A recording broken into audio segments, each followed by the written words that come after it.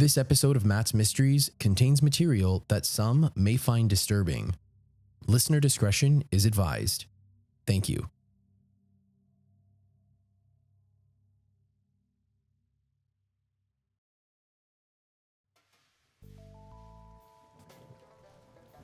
Hello everyone, and welcome back to Matt's Mysteries.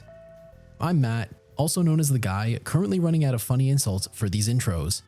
And today, we're investigating a mausoleum that learned to play musical chairs and never quite quit. This case is seriously bizarre, as most of the ones on this rambling mess we call a show are, and the theories surrounding the events that took place range from the supernatural to regular old geography and geology being the culprit. Anyway, if you like Barbados, dirt, mystery, and coffins, then stick around, because I'm going to tell you about the mystery surrounding the Chase Vault.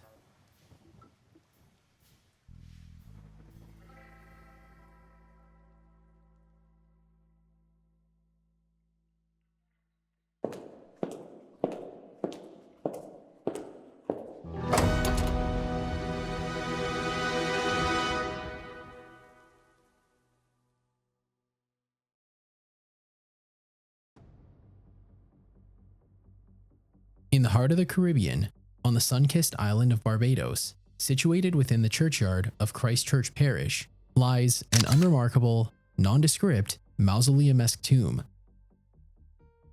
Originally built in 1724 by the Honourable James Elliot, the vault was a nondescript stone room located just below ground, accessible by a short staircase. Measuring over 12 feet in length and 6 feet wide, as well as featuring an arched roof, the vault was set to house the remains of those who required a quiet space to rest upon their passing. There are a number of conflicting reports as to whether or not Elliot was conclusively buried in the vault. However, it is said that he was interred within the vault around 1784, with his wife Elizabeth joining him a few years later in 1792. The focal point of the argument stems from whether he was buried there at all, or if it was just Elizabeth resting alone. Regardless, in 1807, the vault was purchased by the Walrond family, with a woman named Thomasina Goddard being the first of their ranks to be laid to rest within. That's fairly standard fare for a slightly underground mausoleum. However, what isn't normal is opening the tomb shortly thereafter and finding that the caskets of the Honourable James Elliot and his wife Elizabeth to be missing, with Goddard appearing to be the vault's sole inhabitant. Even if the reports of Elliot not being interred in the vault are at all to be believed, it is strange that the remains of his wife would randomly vanish. Although, with that said, details surrounding the intricacies of this case are fairly scarce, and so I suppose that Elizabeth's remains may have been moved without proper documentation or witnesses, leading those who open the tomb to ponder on what sorcery took place to have her seemingly vanish into thin air. Anyway, the tomb was eventually purchased by the Chase family, a rather wealthy family with a dark and storied past, tainted by the ownership and mistreatment of several enslaved individuals. Thomas Chase, the patriarch of the family, was seen as a harsh and particularly venomous man, brutally mistreating those in his family as well as those under him to such an extent that threats of violence and even murder circulated throughout the ranks. Upon assuming control over the vault, the family opted to leave Goddard's remains within, giving her the peaceful rest she deserved. Sadly, it wouldn't take long for tragedy to befall the Chase family.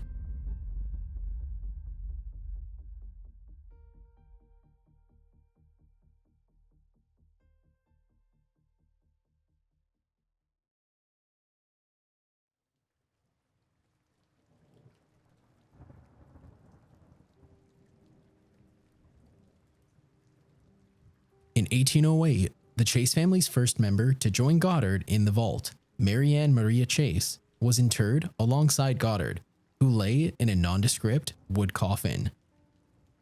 Mary Ann was taken from this world far too soon, passing away as a baby in February of 1808, finding her final resting place in a heavy, lead coffin within the vault. What would follow would be a series of strange occurrences and borderline unnerving events, following the tragic loss of life that would necessitate using the vault.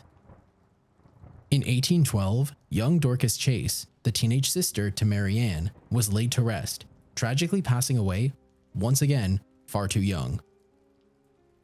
Like Mary Ann, Dorcas was also interred within the vault, and, much like her younger sibling, was laid in a lead coffin. Upon opening the vault to lay Dorcas to rest, it was discovered that the coffin for young Mary Ann had dramatically shifted from where it had originally been laid. Get this, it was allegedly discovered upside down, having been placed in the opposite corner from where it had originally been placed. That's not weird at all. Anyway, the situation escalated further when Thomas Chase, once again the patriarch of the family, was buried in 1812, passing away mere months after the Chase family lost young Dorcas. Let's now fast forward to 1816, when the vault would be reopened once again to accept the remains of 11-month-old Samuel Brewster Ames. Upon opening the vault, it was discovered that Thomas's coffin had also moved, in addition to the 2 Chase daughters. The caskets would be reset to their original positions. However, mere months later, the vault would be opened once again, this time to accept the remains of the adult Samuel Brewster.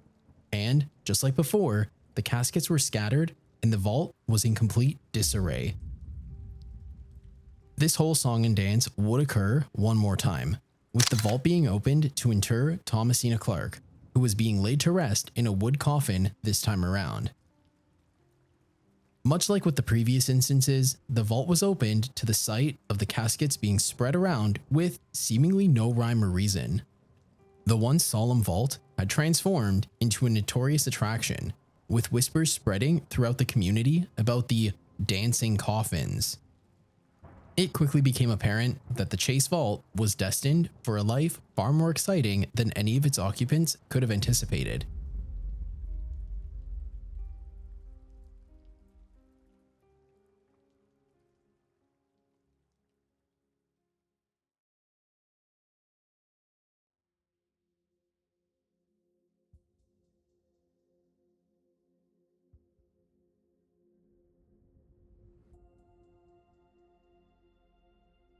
As the 19th century wore on, the legend of the Chase Vault grew, drawing more visitors and paranormal enthusiasts eager to witness the supposed supernatural phenomena.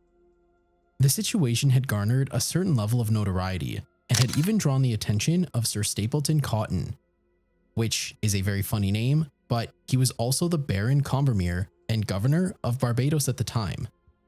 Sir Stapleton sought to conduct a thorough investigation into the strange happenings within the vault, hopeful he could deduce the case of the frantic and disordered movement of the caskets within.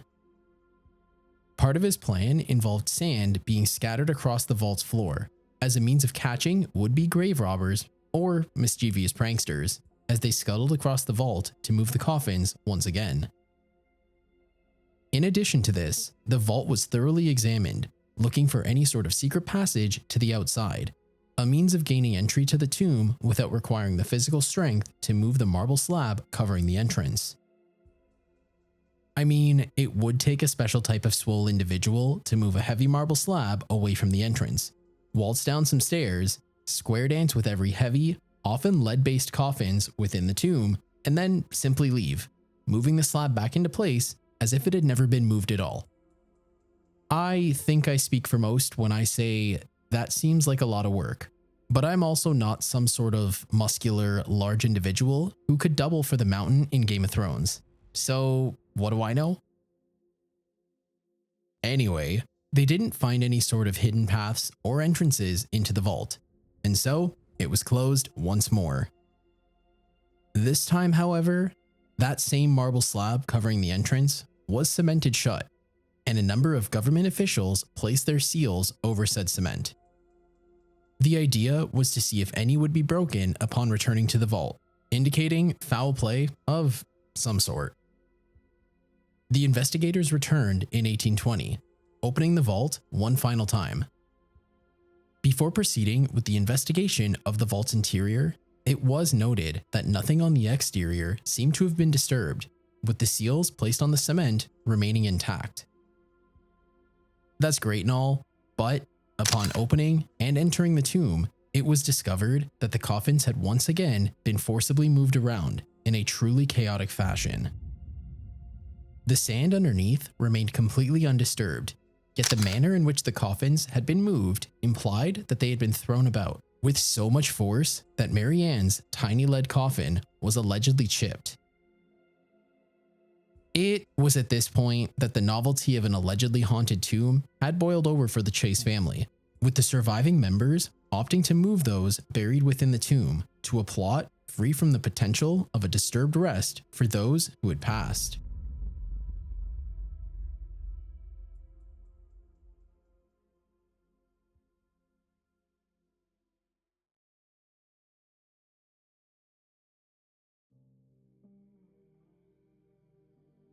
From there, the Chase vault would lie, remaining empty for over 200 years. Over time, various theories emerged in an attempt to explain the bizarre occurrences that took place within the Chase vault. Here are a couple. The first theory plucks from the lowest hanging fruit, which, in this case, is the supernatural. In a letter from Eleanor J. Daly to Roger Senhouse, it was described that many people have been inclined to attribute them to poltergeists or other supernatural entities. Which is a fancy way of saying that ghosts did the thing. It was also suggested that the spirits of the Chase family were unable to rest peacefully, manifesting their frustration through the movement of their coffins. Believe it or not, Sir Arthur Conan Doyle, that guy, the Sherlock Holmes guy, posited that a curse had been placed on the remains of both Dorcas and Thomas Chase, leading to the seemingly paranormal events that took place. What I didn't mention before to add an air of mystery to this portion is that the record of both Dorcas and Thomas's passing were not consistent among those keeping track. One theory points to Dorcas sadly taking her own life by means of starvation, with Thomas taking his life in an undisclosed fashion months later. It was also noted that Thomas was not the greatest dude who tormented both his family as well as those he had enslaved. I did mention that before, but I should reiterate that here. If this were true, it stands to reason that the superstitious would point to the abundance of negative energy combined with the taboo surrounding taking one's own life within certain religious circles, leading to some sort of curse from beyond playing a pivotal role in the chaotic ordeal that took place within the tomb. Another more dramatic theory suggested that the disturbances were the result of either grave robbers or mischievous pranksters sneaking into the vault, moving the coffins around for reasons. I've touched on this briefly, pointing to the lengths robbers or the 1800s version of the cast of Punk'd would have to go to orchestrate such a feat. Alright, here's a quick bit of math during your history lesson covering a mysterious event from the 1800s. You're welcome. The average coffin today weighs around 300 pounds and typically requires up to 6 pallbearers to carry one. Records indicate that Thomas's casket was particularly large and heavy, requiring 8 men to move it inside the vault. And it should be noted that he was likely the largest casket laid within, considering there were 2 babies and a teenager also interred in the vault, among a few others. Even still, the fact that even Thomas's massive, incredibly heavy coffin was seemingly tossed about without any exterior signs of foul play points to the fact that a group of powerlifting pranksters likely had nothing to do with whatever happened within the vault. Alright, we've covered history and math. Up next is the science lesson. I'll be lumping a couple of theories together here under what I'm calling geology gone wild. Don't Google that without safe search on. Okay? Anyway, one particularly popular theory points to flooding being the powerhouse that moved the caskets about. Many Chase Vault flood theorists will argue that since Barbados does see the occasional flood, experiences the occasional hurricane, and both has and will experience storm surges and intense rain from time to time, the potential for a series of flooding incidents is higher than zero. However, given that the vault was built over 100 feet above sea level on Pleistocene coral reef limestone, which, to the uninitiated, is quite porous in nature, it stands to reason that any heavy rainfall and potential flooding would be quickly drained out into the ground. I suppose while the rain is draining out, the caskets could potentially shift slightly. However, given how it took 8 men to move Thomas's casket, I'd wager that it would take a massive abundance of water to meet the buoyancy requirements necessary for moving such a heavy object, let alone multiple. It also doesn't explain how the sand that Sir Stapleton had allegedly scattered to catch vandals had remained undisturbed. I should mention that I'm not ruling this out completely, but it is certainly food for thought. Moving on, earthquakes make up the second part of this geology and geography-based theory. Unfortunately, I couldn't find any records of seismic activity that predate the 1900s, with the earliest earthquake on record taking place about 170 kilometers south of Bridgetown in 1910. However, there are scattered earthquakes that have occurred over the past 115 some odd years, not terribly far from Barbados itself, meaning it's entirely possible that an uptick of seismic activity over nearly 2 decades could have been the cause of the dancing coffins. But without some sort of conclusive proof of said seismic activity, we can't give a concrete answer one way or the other. One final, particularly conspiratorial theory comes from Joe Nicol, a researcher at the Committee for Skeptical Inquiry.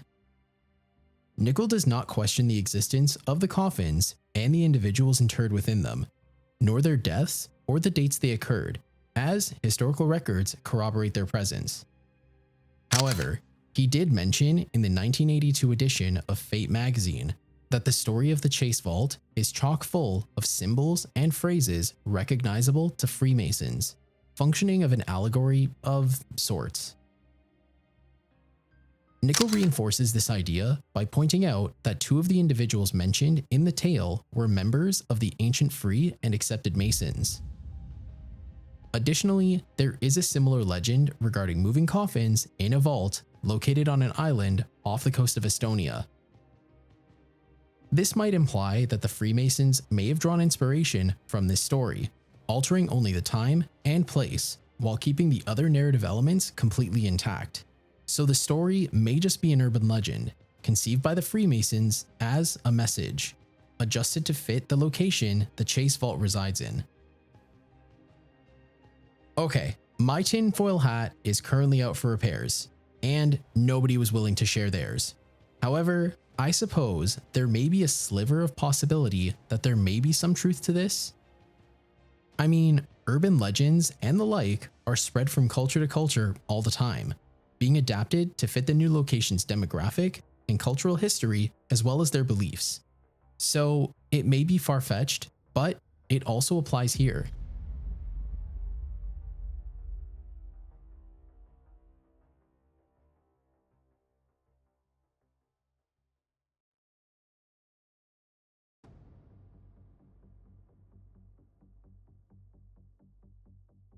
The case of the Chase Vault dancing coffins is certainly an interesting one.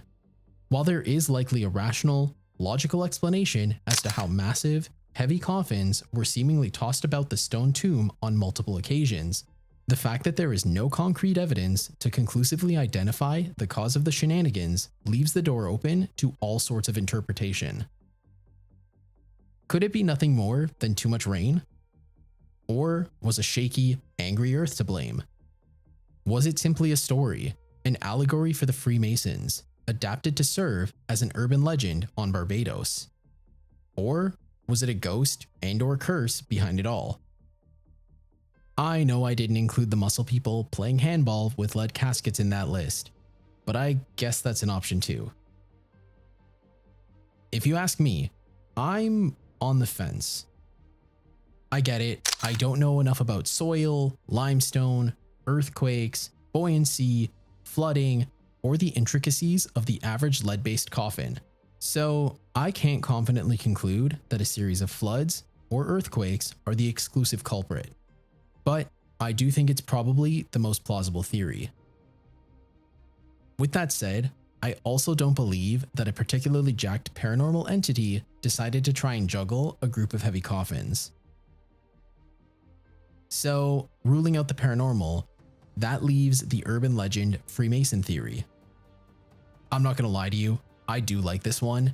Not because it sounds like a conspiracy of sorts, or something you'd find in a Dan Brown novel, but because the way stories and information seem to spread and warp depending on who hears it and where it's heard, it is absolutely possible that this was nothing more than a story that made its way to Barbados, being adapted to fit the island, cementing itself as an interesting, mysterious legend, one that has survived the test of time, eventually being talked about by a thumb in a trench coat on a random YouTube channel somewhere on the void we call the internet.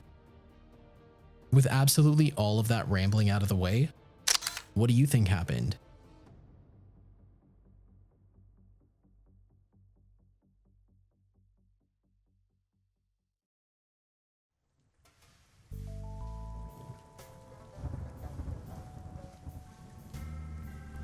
Thank you so much for tuning in to today's mystery. If there's a mystery you'd like me to cover, don't hesitate to leave a comment on the video. If you like what you saw and are interested in learning about more mysteries from a cartoon detective, consider subscribing to the channel. I'll post once a week and will occasionally post twice if I'm feeling extra rowdy. So get ready, because there are a lot of mysteries for me to share. Until the next one, this is Matt telling you to stay mysterious.